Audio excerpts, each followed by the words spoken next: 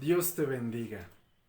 Una vez más el Señor nos ha permitido llegar hasta aquí. Hoy 13 de octubre el Señor en sus misericordias nos ha vuelto a dar hálito de vida. Y en Él estamos, en Él nos movemos, en Él somos. Y bueno, mi amado, pues antes de empezar con el mensaje de esta noche, quiero compartirte una palabra. Y este está en el libro de los Salmos, capítulo 34, versículo 8. Y la escritura dice de la siguiente forma: Gustad y ved que es bueno Jehová, dichoso el hombre que confía en él. Temed a Jehová, vosotros sus santos, pues nada falta a los que le temen. Aleluya. Los leoncillos necesitan y tienen hambre, pero los que buscan a Jehová no tendrán falta de ningún bien. Aleluya, qué promesa tan extraordinaria. Y bueno, mis amados, pues me gustaría continuar con lo que el día domingo en el Señor me permitió compartirte, y hoy quiero hablarte acerca de dando cuentas de nuestro llamado. Vamos a pedirle al Señor que nos guíe. ¿Qué te parece? Padre eterno, gracias por tus misericordias. Gracias porque has permitido que cada uno de los hermanos comience a estar en esta unidad. Y hoy yo te ruego, Padre, por favor, háblanos, enséñanos, ministranos. Padre, que no sean mis palabras ni mis ideas, sino que seas tú hablando a tu iglesia. En el nombre de Jesús, Señor. Amén. Algo que el Señor hablaba a mi corazón es que para nosotros poder entregar buenas cuentas, llamémosle así, porque ciertamente, como lo hemos platicado, estamos faltos. En otros casos, sobrados. Pero algo que el Señor hacía que se anclara en mi corazón es que para poder estar preparados, llamémosle así, o irnos más bien preparando para dar cuentas, necesitamos colocar prioridades. Prioridades a manera, mi amado, de que trace nuestro camino en santidad, en gracia, en bendición, porque al momento de trazar prioridades es porque tenemos fijada una meta. Y si esa meta es saber que en un momento nos vamos a presentar delante del Señor, estar cara a cara delante de Él, sabremos que necesitamos ir paso a pasito, cumpliendo lo que el Señor nos llamó a hacer. Por lo tanto, si nosotros tenemos ese propósito de dar buenas cuentas, no tropezaremos ni nos estancaremos con distracciones y tampoco con diferentes distracciones, ni con tropiezos ni con distracciones. Las habrá, pero no nos estancaremos en ella, sino que sucederá lo que dice la Escritura: las veremos como aguas que pasaron. Hay otro tipo de cuestiones que se manifiestan en la vida de muchos, en su vida en el Señor. Y es que, como lo hemos hablado, buscan atajos. Otros buscan vivir una vida espiritual relajada, es decir, dándose permisos acerca de, bueno, la venida del Señor tarda, no tendré que presentarme a dar cuentas, por lo tanto, puedo relajarme un tiempo. Y no, mi amado, nosotros tenemos que saber que tenemos que un día presentarnos delante del Señor. Y en este sentido es el temor de Jehová, sabiendo que tenemos que honrarlo en nuestro diario vivir, reverenciándolo en todas las cosas. Pero también, mi amado, necesitamos saber que no debemos de darnos permisos de distraer nuestra vida. Yo recuerdo cuando estaba en la escuela, algunos años atrás, que había gente que expresaba: Ay, es la primera evaluación, el primer parcial. No pasa nada, en los siguientes me voy a reponer. Y no, mi amado, cuando desde el inicio empezaban mal, tronaban la materia. Así que ahora yo quiero decirte, no se trata de que nos demos un pequeño permiso, sino empezar a ver cómo Jesús caminaba. Y de eso se trata este mensaje. Jesús, yo sé que Él dio buenas cuentas y que necesitamos discernir cómo lo hizo Jesús para que nosotros podamos caminar en ese sentido. Y Jesús, mi amado, mi amada, tenía en su corazón diferentes realidades que lo sostenían y que lo impulsaban a su meta final, a cumplir su misión, a saber que se iba a presentar delante del Señor con su sangre, dándole una ofrenda y mostrándole: Padre, he cumplido tu propósito, he cumplido tu misión y he aquí la sangre del holocausto. Y en esto quiero centrar el mensaje. Jesús tenía una identidad fijada en él.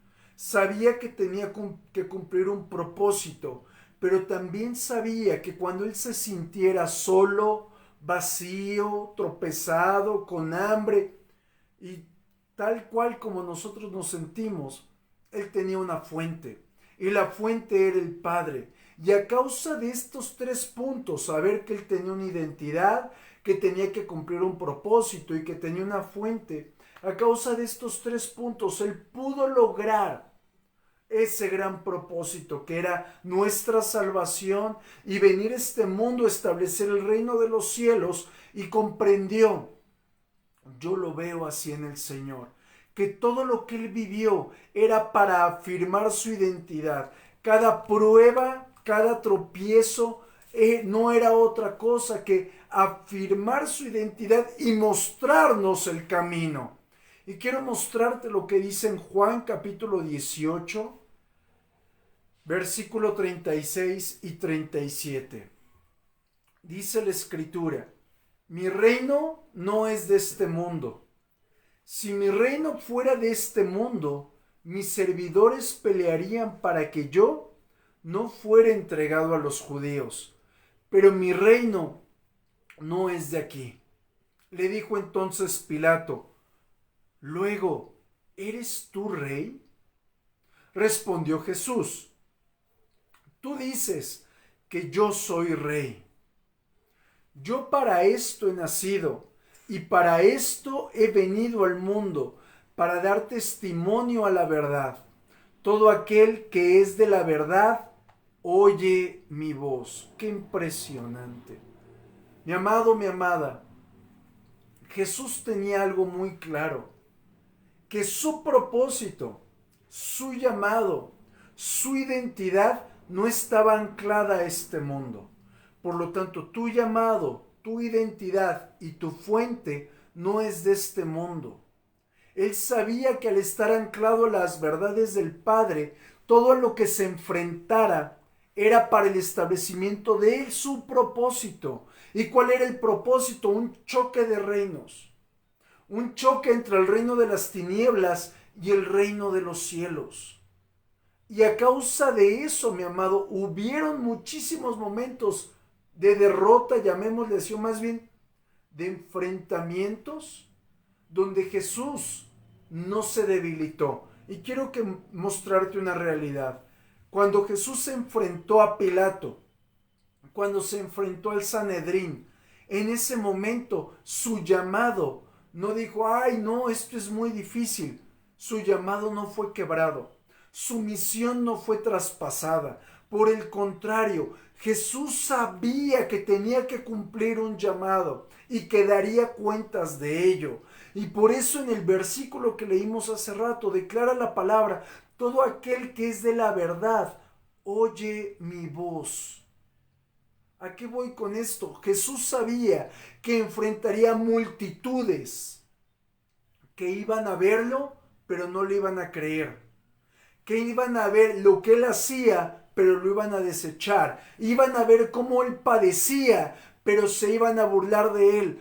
Pero a causa de eso, mi amado, Jesús declaró, todo aquel que es de la verdad oye mi voz. Es decir, no todos son de la verdad. Por eso no todos comprendieron su llamado, no todos comprendieron el propósito por el cual Jesús caminó entre nosotros. Y es lo mismo que sucede hoy. Y esta noche quiero animarte a que, a pesar de las dificultades, tú no te apartes de tu llamado. Tengas en mente que un día vamos a estar delante del tribunal de Cristo dando cuentas. Unos a causa de ciertas cosas, otros a causa de otras, pero todos estaremos delante de Él. Mi amado, mi amada en el Señor, quiero que entendamos algo en Cristo.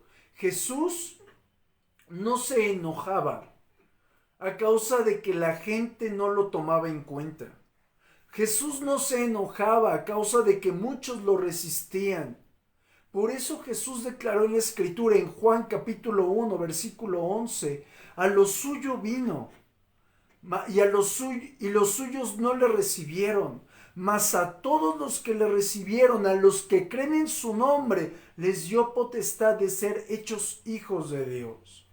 Si Él tuvo una misión, ¿cuánto no más nosotros? Y quiero que observemos algo. Muchas de las personas que rechazaron a Jesús darán cuentas. Y me impacta una parte de un versículo que me hace ver algo muy fuerte. Mira lo que dice Segunda de Tesalonicenses, capítulo 3, versículo 2. Segunda de Tesalonicenses 3:2. Porque no es de todos la fe. Qué fuerte versículo. ¿A qué voy con esto, mi amado? Quiero que te des cuenta, así como Jesús se enfrentó a muchos rechazos, tú y yo nos vamos a enfrentar a muchas veces sentirnos desanimados, sentirnos entristecidos, sentirnos tropezados, pero tú, que eres de la fe de Jesucristo, que has entendido que un día estarás cara a cara con el Señor, que nada detenga tu fe en el Señor. Por grande que sea la tormenta, quiero recordarte que no será para siempre. La Escritura dice que no para siempre se trilla el trigo. Ha de venir la bendición. Ha de venir la fortaleza en el Señor. Ha de venir ese avivamiento. Ha de venir aquello por lo que hemos clamado. No tropieces en aquello que ha tropezado a multitudes. Esas multitudes quizás se cumple de que no es de todos la fe.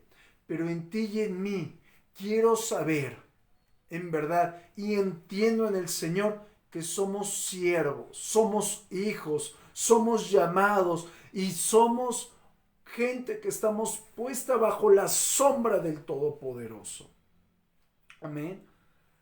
Yo encuentro en la Escritura que la primera ocasión en la que Jesús habla acerca de su misión, acerca de lo que Él daría cuentas, fue después de un tiempo de 40 días de ayuno. Después de ese tiempo, Él entra en una sinagoga en el día de reposo y se presenta delante de una multitud y comienza a leer lo que el profeta Isaías declaró bajo la inspiración del Espíritu.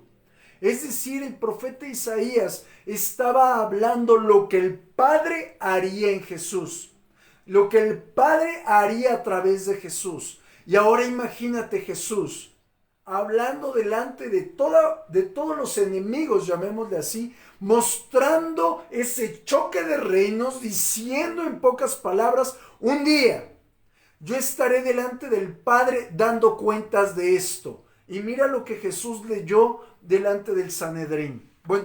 Delante de la sinagoga. Lucas capítulo 4, versículo 18. El Espíritu del Señor está sobre mí, por cuanto me ha ungido para dar buenas nuevas a los pobres. Primer punto. Me ha enviado a sanar a los quebrantados de corazón, a pregonar libertad a los cautivos, vista a los ciegos, a poner en libertad a los oprimidos, a predicar el año agradable del Señor. Si lo vemos desde un punto ministerial, ahí nos está mostrando los 5 ministerios, la función de los 5 ministerios, del apóstol, del profeta, del evangelista, del pastor, del maestro, unidos, avanzando en el Señor, la función del Espíritu Santo ciñendo la iglesia. Pero Jesús está mostrando, yo fui enviado a desvirtuar la obra del enemigo para establecer el reino de los cielos, porque yo fui enviado a salvar lo que se había perdido. Quiero que observes, mi amado, mi amada. Jesús sabe perfectamente su misión, de lo que Él daría cuentas. Pero ¿cuál es el punto central de su misión? No vine a hacer mi voluntad, sino la suya. Mira lo que dice Juan, capítulo 6, versículo 38. Porque he descendido del cielo, no para hacer mi voluntad, sino la voluntad del que me envió. En medio de los momentos más difíciles, Jesús tenía centrado en su espíritu cuál era su propósito. Y nos está mostrando algo a nosotros, su compromiso con el Padre. Ese compromiso con el Padre lo enfocaba a que daría cuentas un día. Y yo tengo una pregunta. ¿Qué tan comprometido estás con el Padre? ¿Qué tan comprometido estás con las cosas del Señor? El Padre nos ha encomendado diversidad de tareas, diversidad de cosas. ¿Qué tan comprometido estás con ello? Mira lo que el Señor nos quiere mostrar esta noche. Vamos a Juan 18. Juan capítulo 18, versículo 36. Dice la Escritura, respondió Jesús, mi reino no es de este mundo. Si mi reino fuera de este mundo, mis servidores pelearían para que yo no fuera entregado a los judíos. Pero mi reino no es de aquí.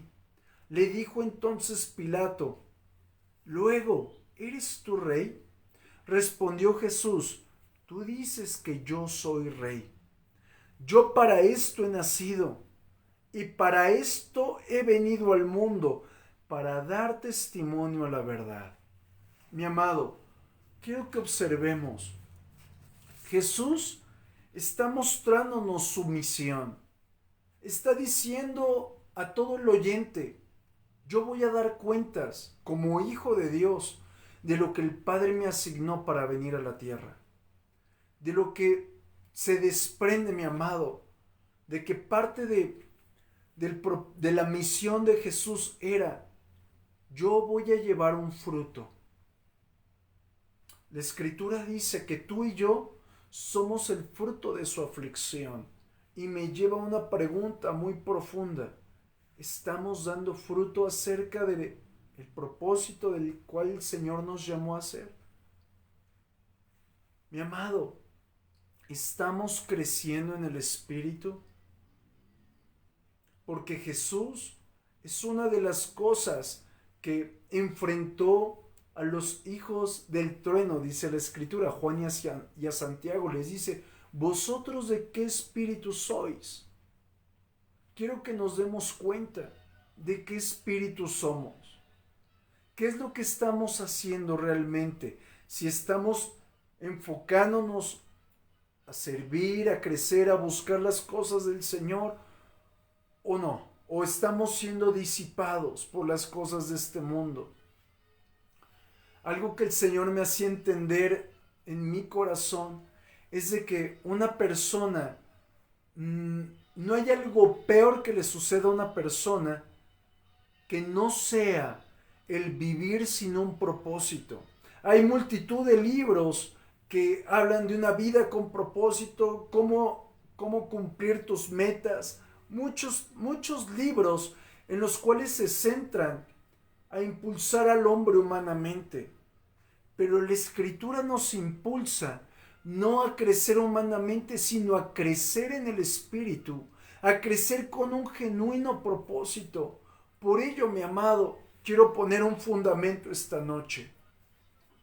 Antes de que nosotros podamos identificar el propósito en nuestra vida, tenemos que centrarnos en nuestra identidad. ¿Y cuál es nuestra identidad? Porque tu identidad define tu propósito. Nuestra identidad es que somos reyes y sacerdotes.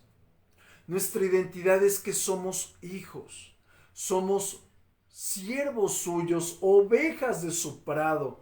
Por lo tanto, mi amado, si entendemos esto, sabremos a qué nos mandó el Señor. Por ejemplo, como siervos, el Señor nos llama a ir por uno más. Como ovejas, nos llama a multiplicarnos. Pero también, como rey y sacerdote, nos llama a ejercer gobierno y dominio y buscar entregar adoración y holocausto. Es decir, mi amado, cada uno de los llamados que el Señor nos ha dado tiene un propósito, una motivación, la cual no tiene vencimiento. Y es algo que Jesús nos deja claro en su persona. Y quiero que lo veas. Jesús en la Escritura nos marca 7 veces quién es Él. En la palabra nos muestra profundamente que Él es el pan de vida. Y la palabra nos dice que como tal, el que a Él viene nunca tendrá hambre, y el que en Él cree jamás tendrá sed. En otra parte de la Escritura nos muestra que Él es, o yo soy la luz del mundo. Por lo tanto, el que lo sigue no andará en tinieblas. La palabra nos muestra también, yo soy la puerta de las ovejas. Ojo con lo que digo, la puerta de las ovejas, no la puerta de las cabritas, ni de las cabras. Porque la palabra es muy explícita. A la derecha van las ovejas y a la izquierda las cabras. A la derecha están los que representan el reino de los cielos y a la izquierda los que lo rechazaban. La derecha representa la autoridad, la izquierda la traición. Otro punto, también Él se dice de sí mismo, yo soy el buen pastor, pues el buen pastor da la vida por sus ovejas. Y así fue lo que hizo Jesús. No solo lo vino a hablar como una instrucción, sino lo vino a ejecutar con su propia vida. También en otra parte nos dice, yo soy la resurrección y la vida. El que en mí cree, aunque esté muerto, vivirá. Y Jesús, mi amado, también nos muestra que Él es el único camino. Yo soy el camino, la verdad y la vida. Y nadie irá al Padre si no es por Él. Multitud de pensamientos, porque más adelante, en otro tiempo, te enseñaré, si el Señor nos permite, algunos de los enemigos de la iglesia. Y en la Escritura nos muestra, en el libro de Apocalipsis, que hay diferentes bestias. Y las bestias no se refieren a un organismo, sino se refieren a diferentes ideologías. Y hay ideologías en este mundo caído, lo que muestra diferentes caminos, diferentes verdades, diferentes tipos de disfrutar una vida, etc. Mientras que Jesús decía de sí mismo, yo soy el camino, yo soy la verdad, yo soy la vida. No es como el mundo lo pinta, todos los caminos llevan a Roma, todas las religiones a Dios. No, solo Jesús. En otras partes de la Escritura nos muestra, yo soy la vid verdadera. Mi amado, en cada uno de los yo soy de Jesús, nos refleja, nos hace evidente la impartición que Él recibió para que viniera a mostrarnos el reino de los cielos. Y es ahí donde yo quiero mostrarte algo muy profundo. De dónde viene Jesús y hacia dónde va. Porque si tú tienes esa identidad puesta en tu corazón, entonces cumplirás tu propósito y entonces podrás dar buenas cuentas al Padre.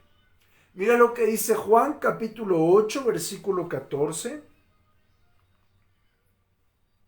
Juan 8:14 dice: aunque yo doy testimonio acerca de mí mismo, mi testimonio es verdadero, porque sé de dónde he venido y a dónde voy, pero vosotros no sabéis de dónde vengo ni a dónde voy. Quiero que observes. Jesús, de acuerdo a la Escritura, declaró: yo he venido del Padre y voy de nuevo al Padre. Pero es decir, Él vino con el propósito de salvar todo lo que se había perdido, de tomar todo aquello que había sido destruido por el enemigo y presentarlo en bendición. Mi amado, quiero recordarte algo y mostrarte un contexto. Cuando Jesús habla en Lucas capítulo 19, verso 10, que Él vino a buscar y a salvar lo que se había perdido, nos muestra una misión muy particular. Y era la salvación. Y ese propósito no se ha perdido. Nos lo ha delegado. Se lo delegó a los discípulos, a los apóstoles, y a su vez nos fue entregado a nosotros. Tenemos que hacer nuestra obra de evangelista, porque el reino de los cielos, mi amado, y prepárate lo que te voy a decir, no se establece haciendo discípulos. El reino de los cielos se establece yendo por uno más, porque es así como se ensancha. Necesitamos discipularnos, necesitamos aprender, pero necesitamos ensanchar el reino a través de ir por uno más. Eso es el propósito por el cual está la iglesia en este mundo, para ensanchar y para ir por uno más. Por otra parte, mi amado, muchos de los hijos de Dios que he conocido, al momento de enfrentarse con conflictos, al momento de enfrentarse con problemas de salud, con cualquier tipo de presión, con tropiezos, con quebrantos, vienen dudas. Hace poco escuchaba: es que al momento de seguir al Señor me han venido muchas batallas. Las batallas siempre van a existir, pero la gran diferencia es que en Cristo tenemos la victoria y sin Cristo tenemos perdición.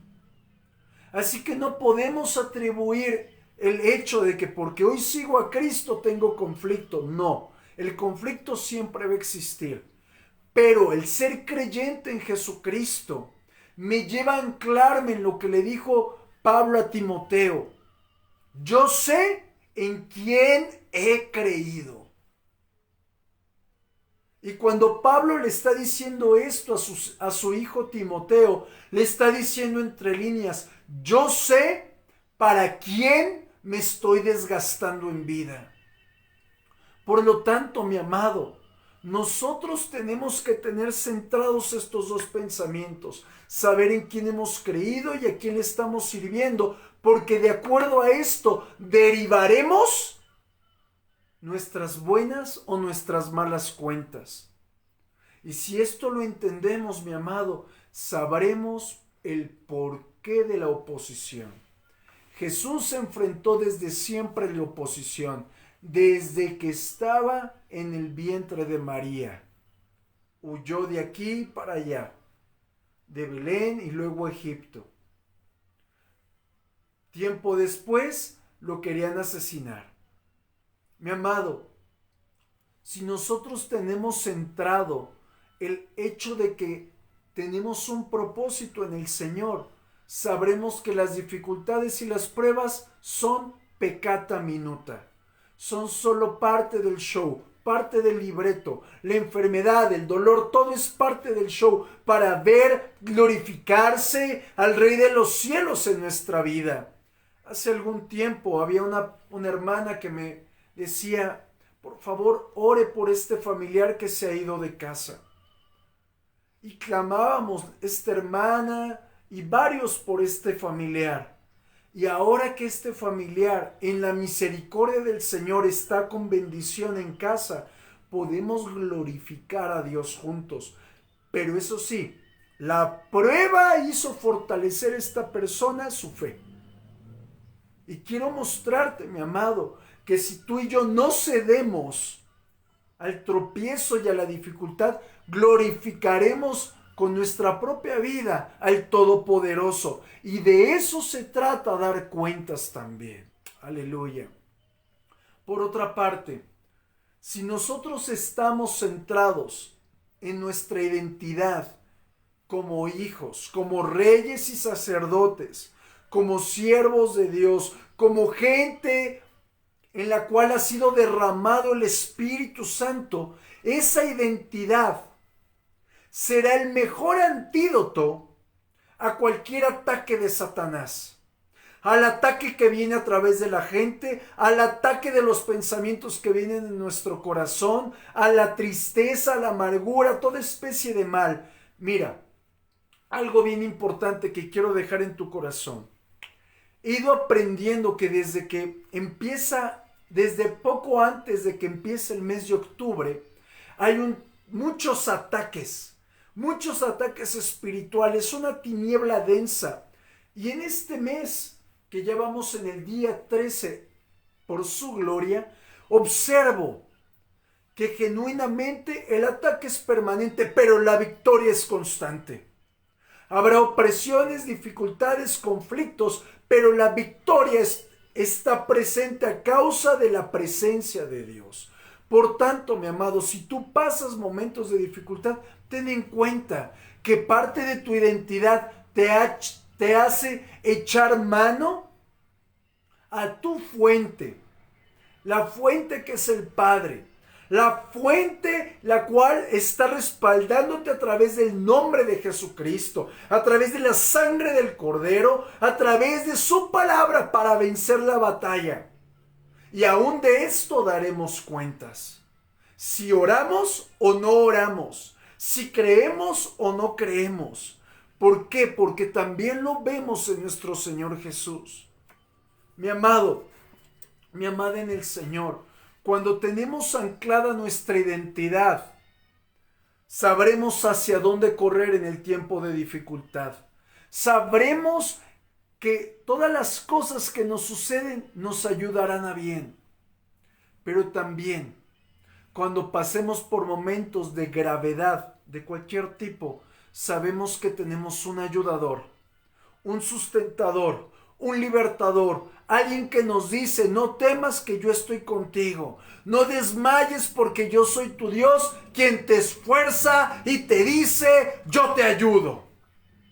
Aleluya. Mi amado, no busquemos en otra fuente, no busquemos otro propósito, no busquemos ayuda de nadie. Vayamos a nuestro Creador, porque aún de nuestra petición el Señor nos preguntará: ¿a quién le pediste? Algo que yo aprendí hace algún tiempo de un hermano, es que cuando él pasa por momentos de dificultad económica, él no va con nadie. Él dobla sus rodillas y le dice: Señor, necesito esto, necesito aquello. Y aún de eso, el Señor nos pedirá cuentas. ¿A quién le pides tú? Evalúa quién es tu fuente principal. Aún evalúa qué tanto te preocupa el dinero. Porque si te preocupa el dinero, entonces tu fuente es el dinero. Pero si te preocupa estar atento a la voz de Dios, entonces tu fuente es el Señor. Porque aún de eso el Señor nos pedirá cuentas. Y termino con esto, hablando de la fuente. Si has entendido que tu fuente, que tu única fuente es el Señor, entonces buscarás agradarle a Él por encima de todas las cosas. Y aún desecharás toda motivación destructiva de tu corazón, desecharás todo aquello que no le agrada a Él, con el propósito de amarlo, con el propósito de honrarlo. Y quiero que imagines algo. En el tiempo de las catacumbas, cerca de entre 150 y 200 años después de que nuestro Señor Jesús murió, en el tiempo de una de las muchas persecuciones, había un joven de 13 años que su fuente era Cristo. Y cuando él se presenta delante de los romanos previo a que lo asesinen, le decían: es que tú eres un niño tonto, es que tú no has entendido lo que es la muerte, es que tú no has entendido qué es morir. Y el niño de 13 años le dijo: para mí, el morir es Cristo y el vivir es ganancia. No negaré al único que no me ha fallado. Quiero decirte algo, mi amado, mi amada. ¿El Señor te ha fallado? A mí no. Han habido muchos momentos de aprendizaje. Han habido muchos momentos de tormenta y que quizás se oscurece el lugar. Pero nunca me ha fallado. En ningún momento. Y por eso me atrevo a traer estos mensajes de que vamos a tener que dar cuentas. Porque en lo que hagamos o dejemos de hacer, Él tiene que ser el centro. Vamos a orar. Padre eterno, enséñanos a enfocarnos en ti. Enséñanos a amarte a ti. Enséñanos a perseguirte a ti. Enséñanos en el nombre de Jesús a caminar, Señor, buscando establecer el reino de los cielos en esta tierra. Anhelamos, Padre, en el nombre de Jesús, vivir, Señor, con nuestras manos levantadas, Señor, honrando tu nombre en todo tiempo, siendo guiados por tu Espíritu. Y hoy, Padre, en el nombre de Jesús, queremos aprender, Señor, a tenerte a ti como nuestra única fuente. En el nombre de Jesús, Señor. Amén. Mi amado, mi amada, no olvides que el domingo celebraremos nuestro 7º aniversario. Te quiero decir, te espero ahí. Celebremos juntos 7 años de bendición, de su misericordia, de su poder. En verdad te pido, haz un gran esfuerzo por llegar al Lienzo Charro, junto con tu familia, junto con la gente que amas. Somos uno en Cristo. Sé que hay algunos que nos ven desde Veracruz, también, gracias a Dios, nos ven desde Cuernavaca también. Y si pueden, me encantaría verles, amarles, bendecirles, decirles cara a cara: son parte de esta hermosa casa. Y bueno, mi amado, mi amada en el Señor, te bendigo en el nombre de Jesucristo. Y antes de terminar la transmisión, honremos al Señor a causa de nuestros diezmos y ofrendas. Oremos juntos. Padre, en el nombre de Jesús, te damos gracias por que nos permites ofrendarte, diezmarte, mostrarte nuestra honra. Te alabamos y te exaltamos y presentamos juntos nuestra adoración. Y te pedimos, recíbela tú en adoración y gloria.